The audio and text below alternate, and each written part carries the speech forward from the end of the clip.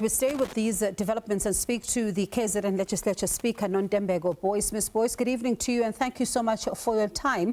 There was a letter, of course, which the party, that's the NFP, confirmed that it was coming from them. They confirmed it to us last night that they were calling on the MEC to resign. Have you received any formal notice of that?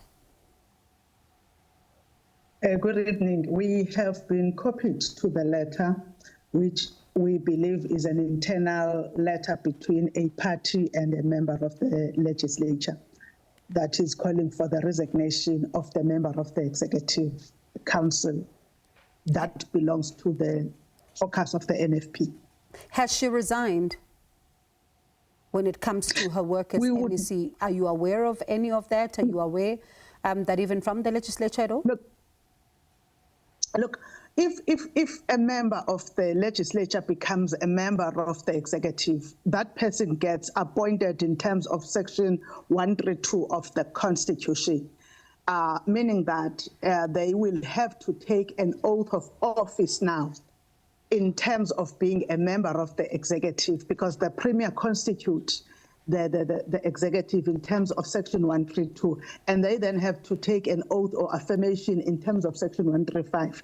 That is done outside the legislature. What the legislature only deals with is the membership in the legislature. We get notified by the leader of government business or the Premier directly in most instances through the leader of government business or directly when there is a change in the executive. As I'm sitting with you in the interview, we have not received any communication of a change in the composition of the executive council in KwaZulu-Natal. And I was looking at Section 106, subsection 3, for example, of the Constitution that speaks to how a member of the legislature, for example, can lose membership. And I remember when this came also to your table in December at some point, you did allude to this particular section. So let's speak then to that section as to how do you arrive at a place where someone loses their seat in the legislature as far as those particular three requirements are concerned. Section 106, I think, is very clear that a person loses membership of the provincial legislature for these three conditions. The one ceases to be a member of a party.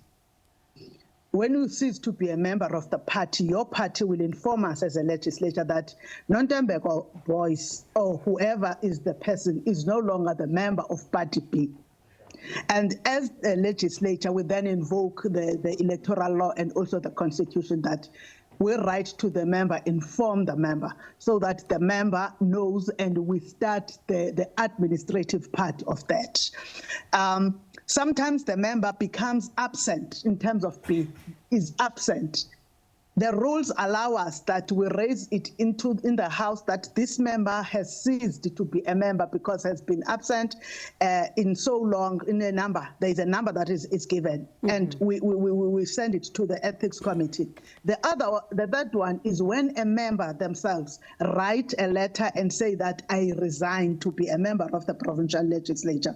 So it's always not coming from any other way except that the party expels the party itself, not anyone else expels because there is no membership. Yeah. But in the same instance, it has happened. I want to open that. It has happened with some parties. I am not at a liberty of mentioning parties, but it has happened even in the previous term that a party had suspended a member, and they wrote to us to tell us that the member is suspended and cannot be a member of the legislature. We wrote back to them and informed them, brought to their attention what is said by Section 106, and that party started the engagements internally. There are, of course, views right now that if the NFP, because we're expecting them to brief the media tomorrow with a way forward, some are saying that these developments within the party, if things go ahead as we've seen in the letters, they could then open or pave the way for another motion of no confidence. Would you be able to hear it should it reach your desk? Look, The motion of no confidence is governed in terms of the Constitution. So when I was elected into the legislature, I took an oath, and that oath obliges me to do everything that I'm expected to do in terms of the Constitution. That includes ensuring that every member is heard as long as it is within the rules. If they send, any member and any party sends a motion, regardless of the motion, we will look at it in terms of the Constitution and in terms of the rules. It doesn't matter what is the content of the motion, but it must be constitutional and it must be submitted as the rules expect motions to be submitted in KwaZulu-Natal. So it's not off the table if all the requirements are met? I cannot say something that is not on the table is not off the table.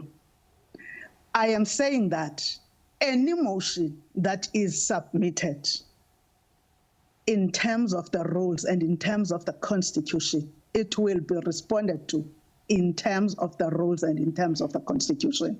There is no motion or even a member statement that is barred from the legislature of KwaZulu-Natal. All motions are allowed as long as they will be raised in the expected way. And as long as members that raise them will also know that there is a process and procedure that gets followed. If it's a constitutional motion, there is a process. I will make an example. If it's a section 1412, that same section, I mean, it's a section 141 Constitution. That section also in 1 says that how that motion gets raised, and 2 also says that how that motion gets processed, and we will still follow the same as long as it is sent. But if it's an ordinary motion, we will also look at the rules and treat it in terms of the rules. So quickly, we're out of time, 10 seconds. When it comes then to someone who's been watching the KwaZulu-Natal Provincial Legislature, some are saying that you're presiding over a housing crisis. What do you say to that? I am saying that I am presiding over a house that the people of KwaZulu-Natal decided that there is no outright majority to one party. The people of KwaZulu-Natal, when they did that, they did not foresee that we will not rise to the occasion of bringing stability to the governments of their province. But they believed that all of us, we will be up to the task of giving stability. They had, in their own thinking, wanted all of us to work together, find ways of working together. And I still think that the people of KwaZulu-Natal were right and correct in expecting us to work together so that there is stability and service delivery in the province of KwaZulu-Natal. All right, let's see what the developments are as the story continues to develop. Thank you so much for your time. Appreciate it. That was the KZN Legislature Speaker, Nontembeko Boyce.